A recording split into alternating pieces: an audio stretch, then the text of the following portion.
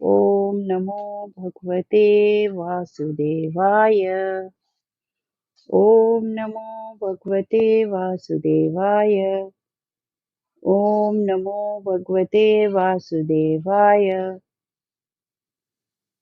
प्रथम स्कंद 8वां अध्याय। गर्भ में परीक्षित की रक्षा कुंती के द्वारा भगवान की स्तुति और युधिष्ठिर शोक। सूत जी कहते हैं, इसके बाद पांडव श्री कृष्ण के साथ जलाजली के इच्छुक मरे हुए स्वजनों का तर्पण करने के लिए स्त्रियों को आगे करके गंगा तट पर गए। वहां उन सब ने मृत बंधुओं को जलदान दिया और उनके गुणों का स्मरण करके बहुत विलाप किया। तदंतर भगवान के चरण कमलों की धूलि से पवित्र गंगा जल में पुनः स्नान किया। वहां अपने भाइयों के साथ कुरुपति महाराज युधिष्ठिर, धृतराष्ट्र पुत्र, शोक से व्याकुल गांधारी, कुंती और द्रौपदी सब बैठकर मरे हुए स्वजनों के लिए शोक करने लगे। भगवान श्री कृष्ण ने धौम्यादि मुनियों के साथ उनको सांत्वना दी और समझाया कि संसार में सभी प्राणी काल के अधीन हैं, मौत से किसी को कोई बचा नहीं सकता। इस प्रकार भगवान श्री कृष्ण ने अज्ञात शत्रु महाराज युधिष्ठिर को उनका वह राज्य जो धूर्तों ने छल से छीन लिया था वापस दिलाया तथा द्रौपदी के केसों का स्पर्श करने से जिनकी आयु क्षीण हो गई थी उन दुष्ट राजाओं का वध कराया। साथ ही युधिष्ठिर के द्वारा उत्तम सामग्रियों से तथा पुरोहितों से 3 अश्वमेध यज्ञ कराए।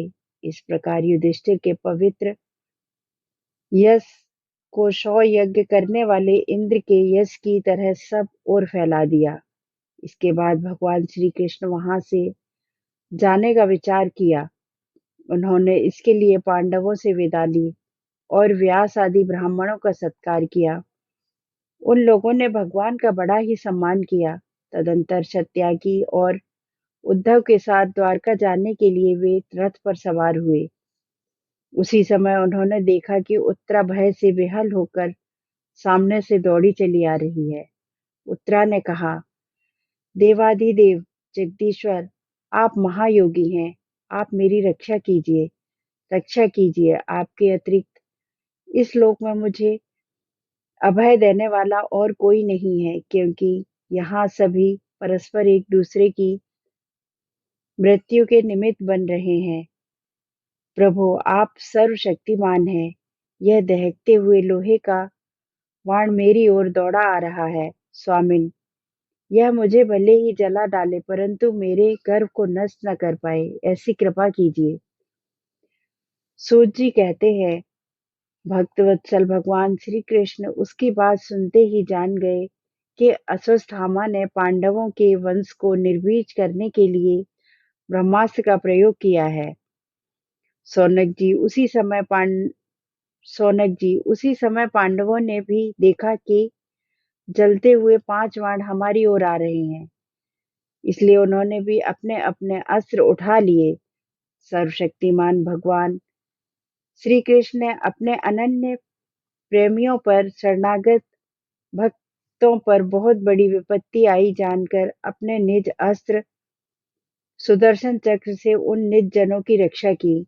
योगेश्वर श्री कृष्ण समस्त प्राणियों के हृदय में विराजमान आत्मा है। उन्होंने उत्तरा के गर्व को पांडवों की वंश परंपरा के चलाने के लिए अपनी माया के कवच से ढक दिया। सौनक जी, यद्यपि ब्रह्मास्त्र अमोघ है और उसके निवारण निवारण का कोई उपाय भी नहीं है, फिर भी भगवान श्री कृष्ण के तेज के सामने आकर वह शांत हो गया।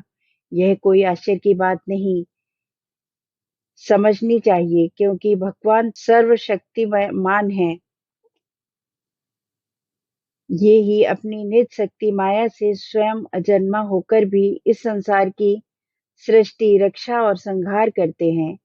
जब भगवान श्री कृष्ण जाने लगे तब ब्रह्मास्त्र की ज्वाला से मुक्त अपने पुत्रों के और द्रौपदी के साथ सती कुंती ने भगवान श्री कृष्ण की इस प्रकार स्तुति की। कुंती ने कहा, आप समस्त जीवों के बाहर और भीतर एक रस स्थित है, फिर भी इंद्रियों और वृत्तियों से देखे नहीं जाते, क्योंकि आप प्रकृति से परे आदि पुरुष परमेश्वर हैं। मैं आपको नमस्कार करती हूँ। इंद्रियों से जो कुछ जाना जाता है, उसकी तह में आप विद्यमान रहते हैं और अपनी ही माया के पर्दे से अपने को ढके रहते हैं। मैं अबोध नारी, आप अविनाशी पुरुषोत्तम को भला कैसे जान सकती हूँ? जैसे मूढ़ लोग दूसरा भेष धारण करके नाटकों नट को प्रत्यक्ष देखकर भी नहीं पहचान सकते, वैसे ही आप दिखते हुए भी नहीं दिखते। आप शुद्ध हृदय वाले विचारशील जीव मुक्त परमहंसों के हृदय में अपनी प्रेममयी भक्ति का सृजन करने के लिए अवतीर्ण हुए हैं। फिर हम अल्प बुद्धि स्त्रियां आपको कैसे पहचान सकती हैं? आप श्री कृष्ण वासुदेव, देवकी नंदन नंद गोप के लाडले लाला गोविंद को हमारा बारंबार प्रणाम है, जिनकी नाभि से ब्रह्मा का जन्म स्थान कमल प्रकट हुआ है, जो सुंदर कमलों की माला धारण करते हैं, जिनके नेत्र कमल के समान विशाल और कोमल हैं, जिनके चरण कमलों में कमल का चिन्ह है। श्री कृष्ण, ऐसे आपको मेरा बार बार नमस्कार है। ऋषिकेश, जैसे आपने दुष्ट कंस के द्वारा कैद की हुई और चिरकाल से शोकग्रस्त देवकी की रक्षा की थी, वैसे ही पुत्रों के साथ मेरी भी आपने बार बार विपत्तियों में रक्षा की। आप ही हमारे स्वामी हैं, आप सर्वशक्तिमान हैं। श्री कृष्ण, कहाँ तक गिनाऊं? विषय विष से लाक्षागृह की भयानक आग से, हिडम्ब आदि राक्षसों की दृष्टि से, दुष्टों की धूर्त सभा में वनवास की विपत्तियों से, और अनेक बार युद्धों में अनेक बार महारथियों के शस्त्रों से, और अभी अभी इस अश्वत्थामा के ब्रह्मास्त्र से भी आपने ही हमारी रक्षा की है। जगत गुरु, हमारे जीवन में सर्वदा पद पद पर विपत्तियां आती रही, क्योंकि विपत्तियों में ही निश्चित रूप से आपके दर्शन हुआ करते हैं, और आपके दर्शन हो जाने पर जन्म मृत्यु के चक्कर में नहीं आना पड़ता। ऊंचे कुल में जन्म, ऐश्वर्य, विद्या और संपत्ति के कारण जिनका घमंड बढ़ रहा है, वह मनुष्य तो आपका नाम भी नहीं ले सकता, क्योंकि आप तो उन लोगों को दर्शन देते हैं जो अकिंचन हैं। आप निर्धनों के परम धन हैं।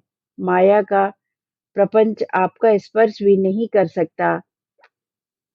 आप अपने आप में ही विहार करने वाले परम शांत स्वरूप हैं। आप ही कैवल्य मोक्ष के अधिपति हैं। आपको मैं बार बार नमस्कार करती हूँ। मैं आपको अनादि अनंत सर्वव्यापक सबके निमित्त काल रूप परमेश्वर समझती हूँ। संसार के समस्त पदार्थ और प्राणी आपस में टकराकर विषमता के कारण परस्पर विरुद्ध हो गए हैं, परंतु आप सब में समान रूप से विचर रहे हैं। भगवन, आप जब मनुष्यों की सी लीला करते हैं, तब आप क्या करना चाहते हैं, यह कोई नहीं जानता। आपका कोई आपका कभी कोई न प्रिय है और न अप्रिय। आपके संबंध में लोगों की बुद्धि ही विषम हुआ करती है। आप विश्व के आत्मा हैं, विश्व रूप हैं। न आप जन्म लेते हैं और न कर्म ही करते हैं, फिर भी पशु पक्षी मनुष्य ऋषि जलचर आदि में आप जन्म लेते हैं और उन योनियों के अनुरूप दिव्य कर्म भी करते हैं। यह आपकी लीला ही तो है। जब बचपन में आपने दूध की मटकी फोड़कर यशोदा मैया को खिला दिया था, और उन्होंने आपको बांधने के लिए हाथ में रस्सी ली थी, तब आपकी आंखों में आंसू छलक आए थे। काजल कपोलों पर बह चला था, नेत्र चंचल हो रहे थे, और भय की भावना से आपने अपने मुख को नीचे की ओर झुका लिया था। आपकी उस दशा का लीला छवि का ध्यान करके मैं मोहित हो जाती हूँ। भला जिससे भय भी भय मानता है उसकी यह दशा। आपने अजन्मा होकर भी जन्म क्यों लिया, इसका कारण बतलाते हुए कोई कोई महापुरुष यूं कहते हैं कि जैसे मलयाचल की कीर्ति का विस्तार करने के लिए उसमें चंदन प्रकट होता है, वैसे ही अपने प्रिय भक्त पुण्य श्लोक राजा यदु की कीर्ति का विस्तार करने के लिए ही आपने उनके वंश में अवतार ग्रहण किया है।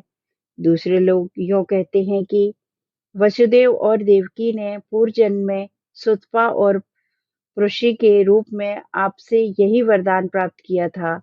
इसीलिए आप अजन्मा होते हुए भी जगत के कल्याण और दैत्यों के नाश के लिए उनके पुत्र बने। कुछ और लोग यूं कहते हैं कि पृथ्वी दैत्यों के अत्यंत भार से समुद्र में डूबते हुए जहाज की तरह डगमगा रही थी, पीड़ित हो रही थी। तब ब्रह्मा की प्रार्थना से उसका भार उतारने के लिए ही आप प्रकट हुए। कोई महापुरुष यूं कहते हैं कि जो लोग इस संसार में अज्ञान, कामना और कर्मों के बंधन में जकड़े हुए पीड़ित हो रहे हैं, उन लोगों के लिए श्रवण और स्मरण करने योग्य लीला करने के विचार से ही आपने अवतार ग्रहण किया है। भक्तजन बार-बार आपसे आपके चरित्र का श्रवण, गान, कीर्तन एवं एवं स्मरण करके आनंदित होते रहते हैं। वे ही अविलंब आपके उस चरण कमल का दर्शन कर पाते हैं, जो जन्म मृत्यु के प्रवाह को सदा के लिए रोक देता है। भक्त वात्सल कल्पतरु प्रभु, आप क्या अब आप अपने आश्रित और संबंधी हम लोगों को छोड़कर जाना चाहते हैं? आप जानते हैं कि आपके चरण कमलों के अतिरिक्त हमें और किसी का सहारा नहीं है। पृथ्वी के हम राजाओं के तो हम यों ही विरोधी हो गए हैं। जैसे जीव के बिना इंद्रियां शक्तिहीन हो जाती हैं, वैसे ही आपके दर्शन बिना यदुवंशियों के और हमारे शत्रु, हमारे पुत्र पांडवों के नाम तथा रूप का अस्तित्व ही क्या रह जाता है। गदाधर, आपके विलक्षण चरण विग्रहों से चिन्हित यह कुरु जंगल देश की भूमि आज जैसी शोभायमान हो रही है, वैसी आपके चले जाने के बाद न रहेगी। आपकी दृष्टि के प्रभाव से ही यह देश पकी हुई फसल तथा लता वृक्षों से समृद्ध हो रहा है। ये वन, पर्वत, नदी और समुद्र भी आपकी दृष्टि से ही वृद्धि को प्राप्त हो रहे हैं। आप विश्व के स्वामी हैं, विश्व के आत्मा हैं और विश्व रूप हैं। यदुवंशियों और पांडवों में मेरी बड़ी ममता हो गई है। आप कृपा करके स्वजनों के साथ जोड़े हुए इस स्नेह की दृढ़ फांसी को काट दीजिए। श्री कृष्ण, जैसे गंगा की अखंड धारा समुद्र में गिरती रहती है, वैसे ही मेरी बुद्धि किसी दूसरी ओर न जाकर आपसे ही निरंतर प्रेम करती रहे।